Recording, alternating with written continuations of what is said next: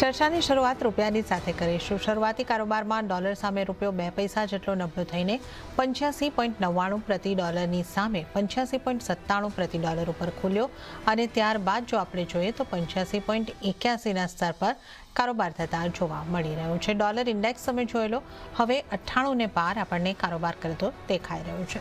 વધુ ચર્ચા કરીશું। એલકેપી સિક્યોરિટીઝના જતીન ત્રિવેદી આપણી સાથે જોડાઈ ગયા છે। જતીનજી, ગુડ મોર્નિંગ અને સ્વાગત છે આપનું સીએનબીસી બજાર પર। તો જતીનજી, ટ્રેડને લઈને ઘણા બધા અપડેટ્સ આપણને હવે આવતા જોવા મળી રહ્યા છે અને ડોલર ઇન્ડેક્સમાં એક ઇમ્પેક્ટ અહીંયા આગળથી જોવા મળી રહી છે।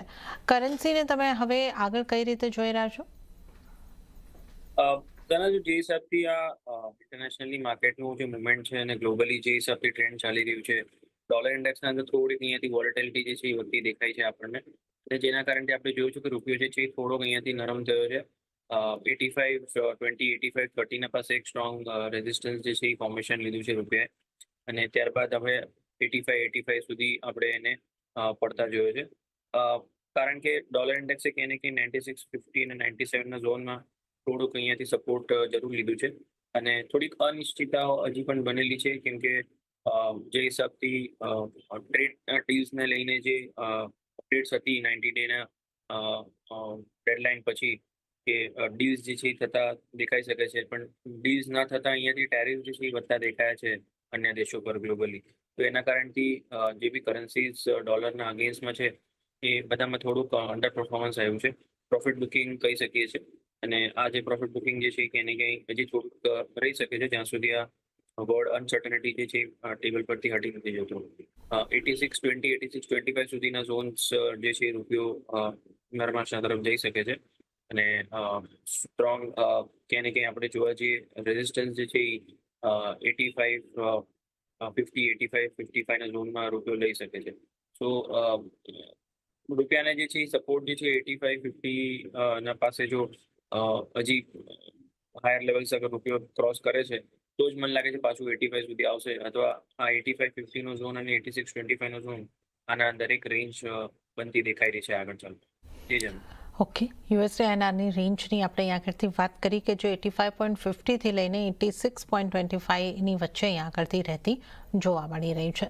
પણ હવે આપણે વાત જો સોનાની કરી લઈએ। સોનામાં ગઈકાલના દબાણ બાદ કિંમતો ફરી નીચલા સ્તરેથી સુધરતી દેખાય અને કોમેક્સ ઉપર ભાવ $3355 ઉપર જોવા મળ્યા, તો સ્થાનિક બજારમાં 97,925ના સ્તરની આસપાસ કારોબાર જોવા મળી રહ્યો છે, એટલે સોનામાં એક 5% મજબૂતી હવે આપણને જોવા મળી રહી છે।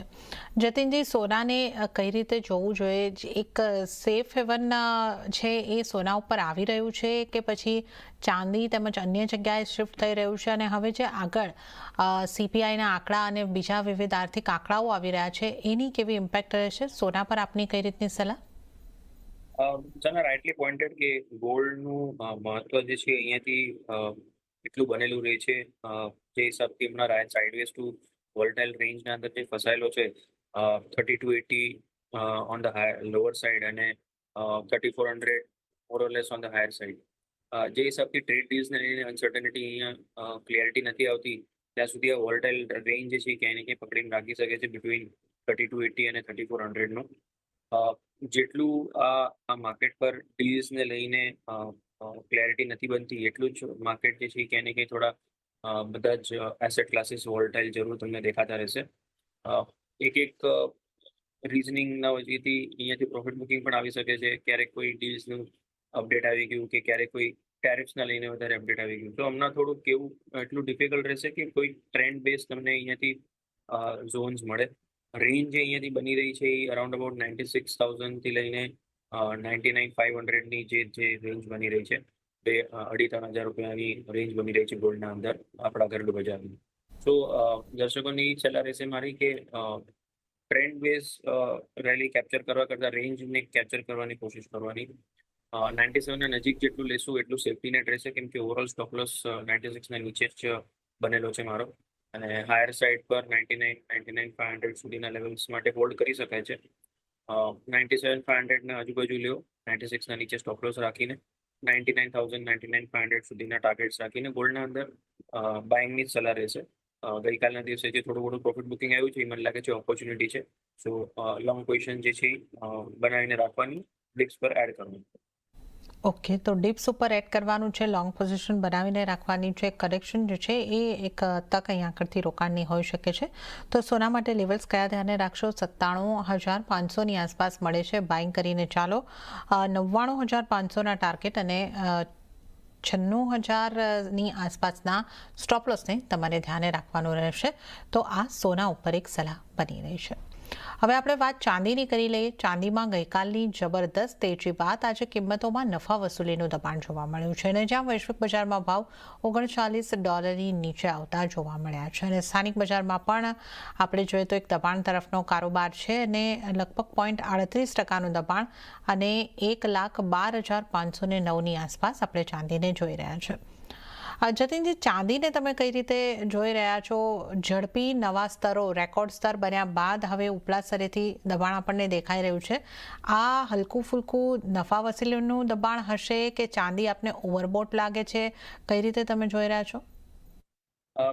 ચાંદી ઓવરબોટ તો ડેફિનેટલી થોડુંક કહી શકાય છે કે જે લેવલ્સ એક્સપેક્ટેડ હતા કે ઓગસ્ટ એન્ડ સુધી હું એક્સપેક્ટ કરી રહ્યો હતો. મેં તમને I think each and every શોમાં આપણે આ ડિસ્કશન થયું છે કે ચાંદીનો આઉટલુક પોઝિટિવ છે અને ટાર્ગેટ જે છે અરાઉન્ડ અબાઉટ 1,15,000 થી 1,18,000નો બની રહ્યો છે, કન્સિડરિંગ કોમેક્સ પર જે સ્પોટના પ્રાઇઝીસ જે છે $40 પાસે નજીક પહોંચ્યું. ઓલરેડી આપણે 1,15,000 સુધીના લેવલ્સ ચાંદીમાં જોયા છે.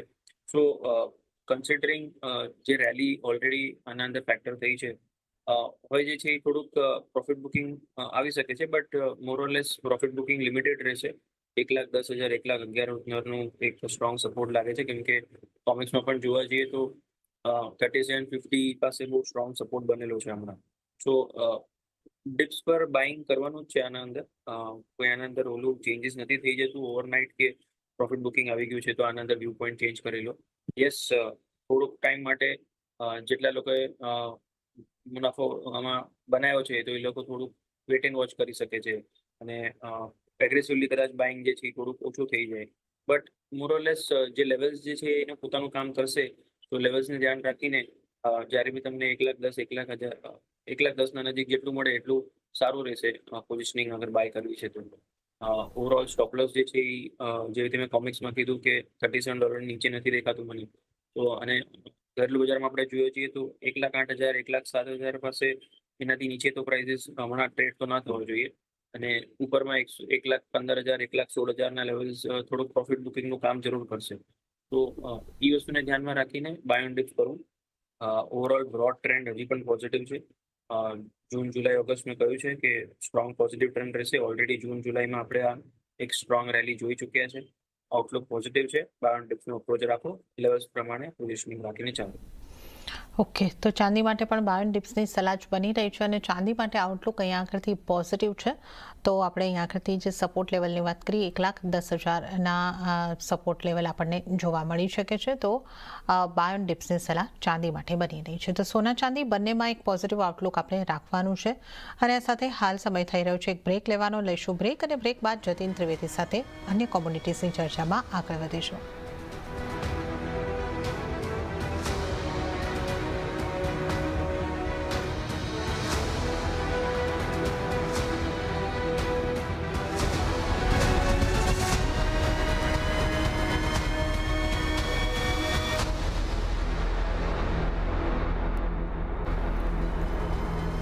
વિરામ બાદ કોમોડિટી લાઈવમાં આપનું ફરી એક વખત સ્વાગત છે અને હવે આપણે મેટલ્સની ચર્ચા કરીશું અને આપણી સાથે જતીન ત્રિવેદી જોડાયેલા છે. મેટલ્સની વાત કરી લઈએ તો આજે શરૂઆતી કારોબારમાં સ્થાનિક બજારમાં કોપર સહિત તમામ મેટલ્સમાં નેગેટિવ કારોબાર જોવા મળ્યો, જ્યાં ઝિંકમાં સૌથી વધારે વેચવાલી રહી. તો વૈશ્વિક બજારમાં પણ કોપરની કિંમતોમાં ઉપલા સ્તરેથી આશરે 1% ઘટાડો નોંધાયો છે. અહીંયા વાતચીત દ્વારા ટેરિફમાં ઘટાડો થઈ શકે એવી આશંકાએ કિંમતો ઉપર દબાણ દેખાયું છે. ત્યારે જ આપણે જે રીતે વાત કરી 5%થી 0.5%ની વચ્ચેના દબાણ આપણને તમામ મેટલ્સની અંદર બનતા દેખાઈ રહ્યા છે. સૌથી વધારે ઝિંકની અંદર 0.5%ની ઉપરનું દબાણ બની રહ્યું છે. જતીનજી, મેટલ્સને તમે કઈ રીતે જોઈ રહ્યા છો? કોપર ઉપર ટેરિફની વાતથી આપણે વૈશ્વિક બજારમાં ખાસ કરીને યુએસ ફ્યુચરમાં એક સારી તેજી જોઈ હતી, ત્યાં પણ હવે 1% ઘટાડો અહીંયા આગળથી આવ્યો છે અને આપણા બજારની અંદર તો એક સીમિત રેન્જમાં કે દબાણ તરફ જ મેટલ્સનો કારોબાર આપણે જોઈ રહ્યા છે. કઈ રીતની આપની સલાહ રહેશે અને કયા ફેક્ટર્સ પર ખાસ ધ્યાન રાખવાનું રહેશે મેટલ્સ માટે? એ બધાના બેઝ મેટલ માર્કેટ પણ સેમ ટેરિફ્સનું અને ડોલર ઇન્ડેક્સનું જે અપડેટ છે એના પાછળ જ મોમેન્ટમ આપી રહ્યું છે અને વેરી મચ ઇનલાઇન મૂવ રહ્યા છે. જે હિસાબથી ડોલર ઇન્ડેક્સના અંદર થોડો ઉછાળ આવ્યો અને ટ્રેડ ડીલ્સને લઈને જે અનસર્ટેનિટી અને ટ્રેડ ડીલ્સ જે નથી થઈ રહી એના કારણથી દબાણ જે છે એ કે બેઝ મેટલ પર પાછું બની ગયું છે. જેટલું ટ્રેડ ડીલ્સને લઈને ડિલે થશે અને અનસર્ટેનિટી વધતી રહેશે, ટેરિફ્સ જો વધતા રહેશે તો બેઝ મેટલ માર્કેટ માટે આ ડેવલપમેન્ટ નથી સારું, કેમ કે ઇકોનોમિકલ સ્ટ્રેન્થ જે છે એ બેઝ મેટલ માર્કેટ માટે જરૂરી છે અને જો ઇકોનોમિકલ સ્ટ્રેન્થ ડીલ્સ ના કારણથી અટકાઈ જાય છે તો એશિયન પીએસને લઈને યુરોપિયન યુનિયન્સ અને યુનાઇટેડ સ્ટેટ્સ બધી જગ્યા પર થોડુંક સ્લોડાઉન જે છે ક્યાંય ને ક્યાંય ફેક્ટરિંગ થતું જાય અને એના કારણથી બેઝ મેટલ માર્કેટની ડિમાન્ડ જે છે એ બહુ મોટા ભાગે અસર કરે. એના કારણથી જ આપણે બેઝ મેટલ માર્કેટ પર થોડુંક દબાણ જે છે એ જોઈ રહ્યા છે. એકાદી ડીલ જો ફાઇનલ થવાના કંઈક નંબર્સ ને ક્લોઝર્સ આવી જાય, એસ્પેશિયલી બ્રિક્સ નેશનમાંથી, યુએસનું બ્રિક્સના સાથે થોડુંક હમણાં ગડબડ ચાલી રહી છે. બ્રિક્સ જે પોતાની કરન્સીઝને પુશ કરીને ડોલર ઇન્ડેક્સને દબાણ કરવા માંગે છે એના કારણથી. તો બ્રિક્સ નેશનમાંથી કોઈના બી સાથે, ઇનફેક્ટ ઇન્ડિયા સાથે પણ કોઈ બી ડીલ્સના નંબર્સ આવવા માંડશે ને તો પણ મને લાગે છે કે બેઝ મેટલ માર્કેટ જે છે અહીંયાથી થોડુંક રિકવરી કરવાનું ચાલુ કરી શકે છે. But still it is awaited. જ્યાં સુધી કોઈ બી ડીલ ફાઇનલાઇઝેશન નથી થતું યુએસના તરફથી અને સામે બીજા નેશનના તરફથી બેને મળીને કોઈ કન્ક્લુઝિવ ડીલ ફાઇનલાઇઝેશનના નંબર્સ નથી આવતા ત્યાં સુધી બેઝ મેટલ માર્કેટ થોડું નરમાશના સાથે ટ્રેડ કરી શકે છે. લેવલ્સ જે અહીંયા ધ્યાન રાખવાનું રહેશે એ રહેશે 885, 890 ઇમિડિયેટ બેસિસ પર કોપરમાં રેઝિસ્ટન્સ છે, 870, 865 સપોર્ટ છે. મને લાગે છે 865 સુધી પ્રાઇઝિસ 870, 865 ના વચ્ચે પ્રાઇઝિસ એકવાર આવી શકે છે. ઝિંકનું માર્કેટ પણ થોડુંક દબાણ સાથે છે. 260 ના ઉપર જ્યાં સુધી ટ્રેડ નથી કરતા ત્યાં સુધી વીકનેસનો ટ્રેન્ડ દેખાઈ રહ્યો છે. 252 થી લઈને 250 સુધીના ટાર્ગેટ રાખીને ઝિંક અને કોપરના અંદર સેલિંગ કરવાની સલાહ છે. સ્ટોપ લોસ જે તમારો રહેશે 895 ના ઉપર કોપરના અંદર અને 260 ના ઉપર ઝિંક. ઓકે, તો ઝિંક અને કોપરમાં સેલિંગની સલાહ અહીં આગળથી બનતી દેખાઈ રહી છે, તો મેટલ્સમાંથી આ બે મેટલ ઉપર ખાસ તમે ધ્યાન રાખીને ચાલી શકો છો. હવે મેટલ બાદ જો આપણે ક્રૂડ ઉપર નજર કરી લઈએ તો અમેરિકાએ રશિયાને યુદ્ધ વિરામ માટે સંમત થવા માટે 50 દિવસનો સમય આપ્યો હોવાથી ક્રૂડ ઓઇલમાં ઉપલા સ્તરેથી આશરે 2% ઘટાડો નોંધાયો છે અને જ્યાં બ્રેન્ટના ભાવ $69 નીચે આવ્યા છે અને નાઇમેક્સ ક્રૂડમાં પણ 0.5%થી વધુની વેચવાલી સાથે $67 નીચે કારોબાર જોવા મળી રહ્યો છે. આપણે એમસીએક્સ પર જોઈ લઈએ, અહીંયા પણ દબાણ સાથેનો કારોબાર, 0.5% કરતાં વધારેનું દબાણ અને 5,734 પર કારોબાર. હવે આપણે અહીંયા આગળથી ક્રૂડની પણ જો વાત કરીએ તો અહીંયા પણ આ જે ખાસ કરીને જે જીઓપોલિટિકલ ટેન્શન્સ અને આ ટ્રેડની ચિંતા છે, હવે આપણે એક રીતે જોઈ શકીએ છીએ કે યુએસએ લગભગ રશિયાને કહી શકે કે એક રીતની ધમકી જેવું જ છે કે હવે તમારે આ યુદ્ધ બંધ કરવું પડશે, નહીંતર ટેરિફ લાગી શકે. રશિયાને મદદ કરનારા, રશિયા સાથે બિઝનેસ કરનારા દેશો ઉપર પણ ટેરિફની વાત છે.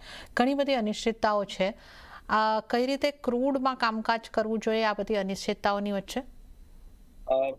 જેના વોલેટિલિટી જે માર્કેટના અંદર દર્શાવે છે એના અંદર ક્રૂડ જે છે એ સૌથી વધારે ઇમ્પેક્ટ લે છે અને અબ્ઝોર્બ કરે છે વોલેટિલિટી.